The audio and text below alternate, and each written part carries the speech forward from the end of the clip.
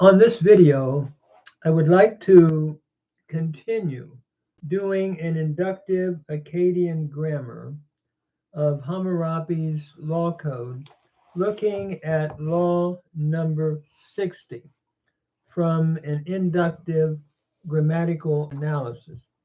And the textbook, or the book that I find very helpful, is the Babylonisch-Assyrisch Leserstück by Raquel Borger, and done an amazing work of transcribing the cuneiform. He also has cuneiform text in his work, and I would recommend anyone interested in reading Akkadian and learning the grammar to have this book. I think you can find the transliterations also out on Google somewhere, but I think this would really be a big help to anyone working in Akkadian. So what I'm doing though is giving my own normalization and my own grammatical analysis uh, in an inductive way. So it begins, Shuma awilum. Shuma, again, would be if awilum means man.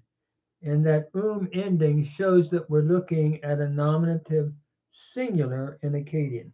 If a man, eglam ana kirim, eglam, or capital A period sha, ana kirim, or kiri 6, it's possible also to add za ka pim. And what we have here is ana is the, if a man, a field, eglam is from eglum, and it is an accusative singular with the ending. So a field for a plantation, like a plantation orchard.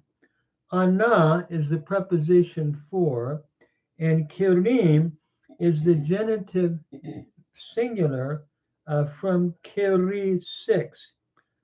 So if a man for a plantation garden or orchard plants za ka pi im, meaning to plant, for the planting, again, a genitive singular.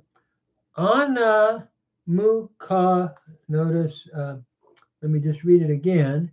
Ana nukaribim, or Sumerian would have been nu kiri 6. So ana mukaribim means to a gardener. Ana taking the preposition taking the genitive case in im, to a gardener, and makaribum means gardener. Iddi'in. Iddi'in is from nadanu. It is your G preterite, third masculine singular from nadanu. So if a man gave for a planting of a field to a gardener, then we read the next line, Nu karibum, or Nu kiri 6 in the Sumerian, and the gardener, here we have another nominative masculine singular from the gardener, kiram, and this is Sumerian, kiri 6, capital letters, is ku'up, and the gardener,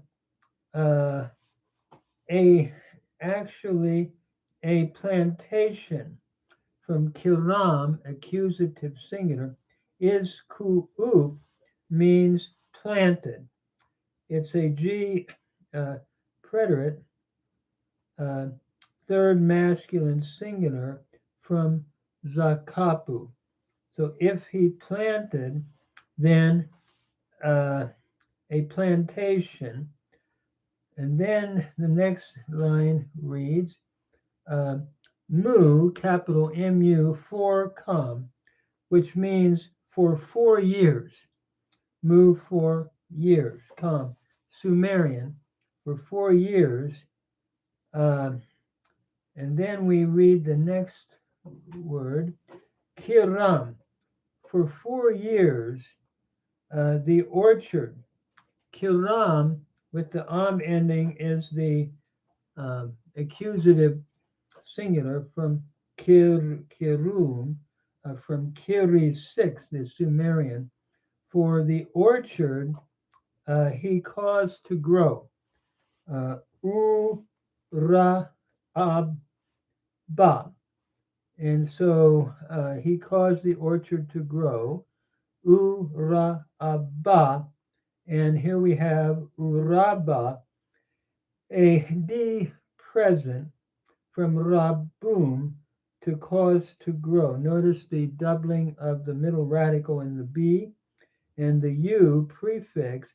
We're looking at a D stem, and we're looking at the present. So if he caused to grow the orchard, then we have inna ha mu ushtim. Inna ha mushtim would be in the 5th sha'atim. Sha'atim would be in the 5th year.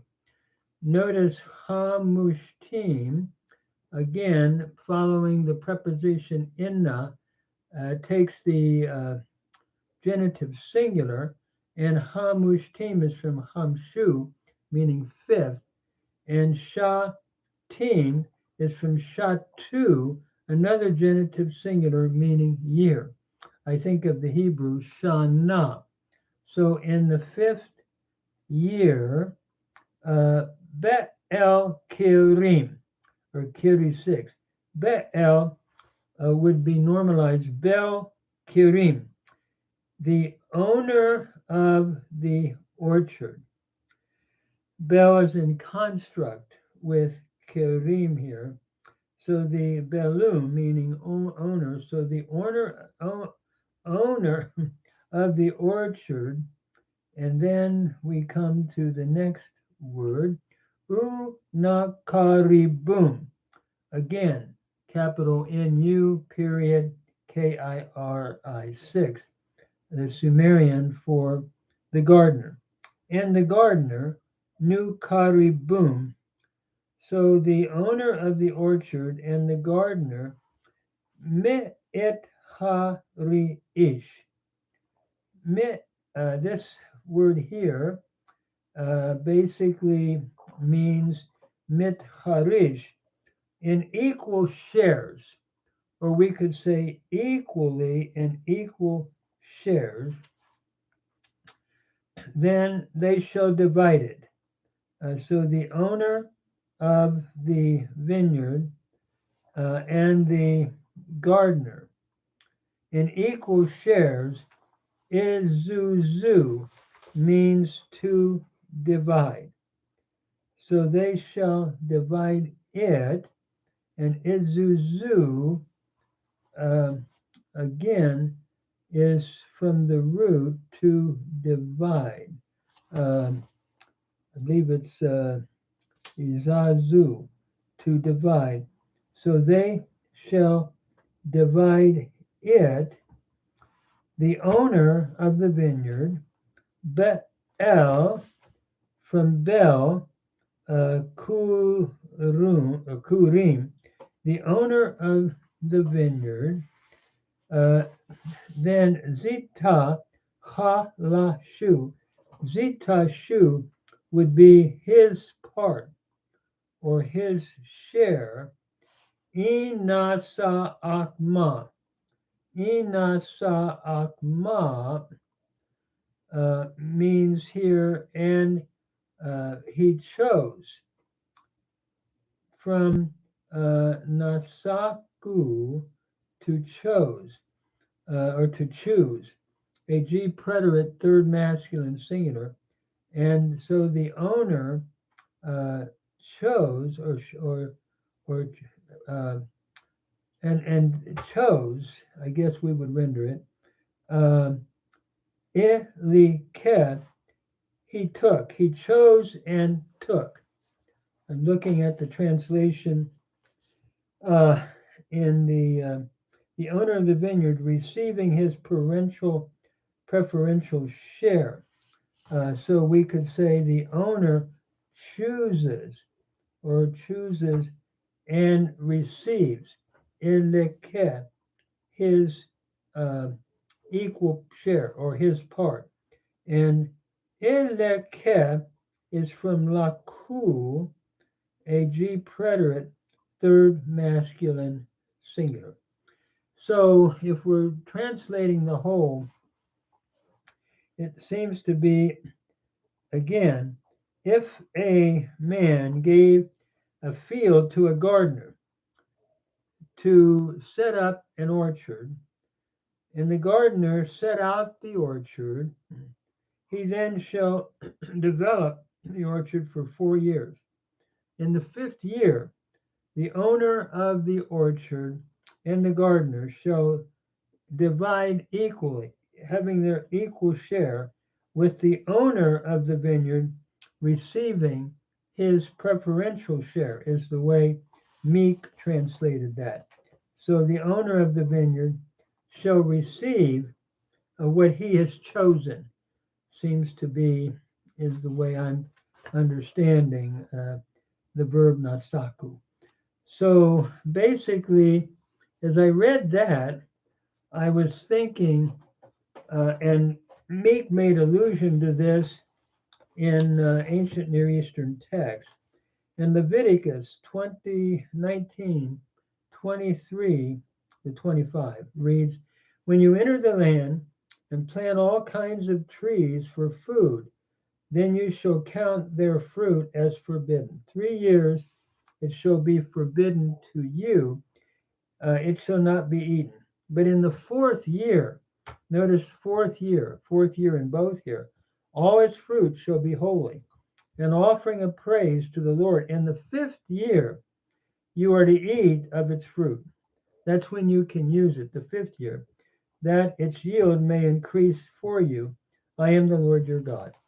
And I am following the reference that Meeks made to the Torah, to Leviticus at that point, relative to this particular law. So I'm going to stop there, and I hope this is helping somebody in reading Akkadian. Bear with if I make a mistake, please feel free to correct me. It's been some time since I had Akkadian grammar in my PhD program, and so I'm just enjoying working through this, and I hope it's helpful by doing a grammatical analysis of each of the words.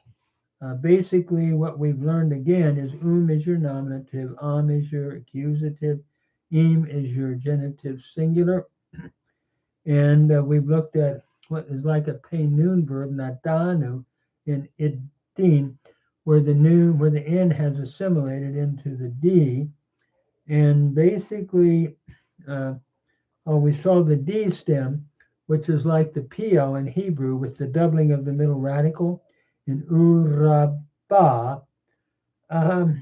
Those are the main things that come to my mind. And then the Bel Kerim, 2 nouns in construct, the Lord of the vineyard. So I'm going to stop there. And as I have the time, I'll try to do another one whenever I have time. Thank you very much.